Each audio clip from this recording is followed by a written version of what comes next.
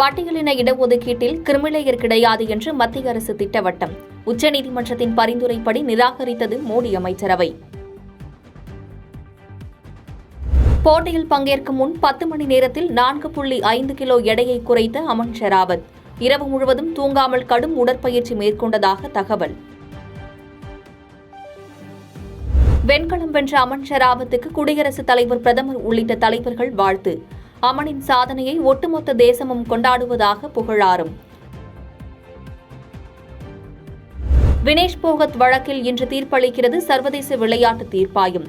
எடை அதிகரிப்புக்கு அடுத்தடுத்து போட்டிகள் உள்ளிட்டவை முக்கிய காரணங்கள் என்று வாதம் முன்வைப்பு. பாலின சர்ச்சைகளுக்கு பதிலடி கொடுத்தார் அல்ஜீரிய வீராங்கனை இமானி கிலிக். பாரிஸ் ஒலிம்பிக் மகளிர் குத்துச்சண்டை போட்டியில் தங்கம் வென்று அசத்தல்.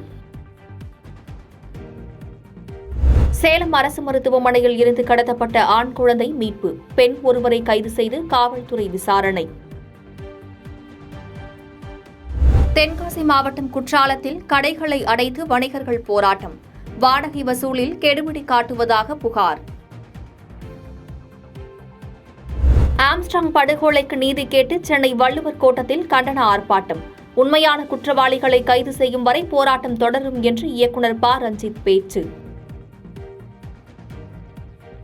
வயநாடு செல்லும் மோடியின் முடிவு வரவேற்கத்தக்கது. தேசிய பேரிடராக அறிவிப்பார் என நம்புவதாக ராகுல் காந்தி எக்ஸ் தளத்தில் பதிவு.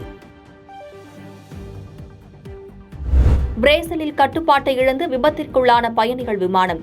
கீழே விழுந்து தீப்பிடித்ததில் விமானத்தில் இருந்து 62 பேர் உயிரிழந்த சோகம். பாதகம் செய்பவரை கண்டால் நாம் பயங்கொள்ளலாகாது பாப்பா. மோதி மிதித்து விடு பாப்பா, அவர் முகத்தில் உமிழ்ந்து விடு பாப்பா. அண்மை செய்திகளை உடனுக்குடன் தெரிந்து கொள்ள இணைந்திருங்கள் இயம்நாடு தொலைக்காட்சியுடன்.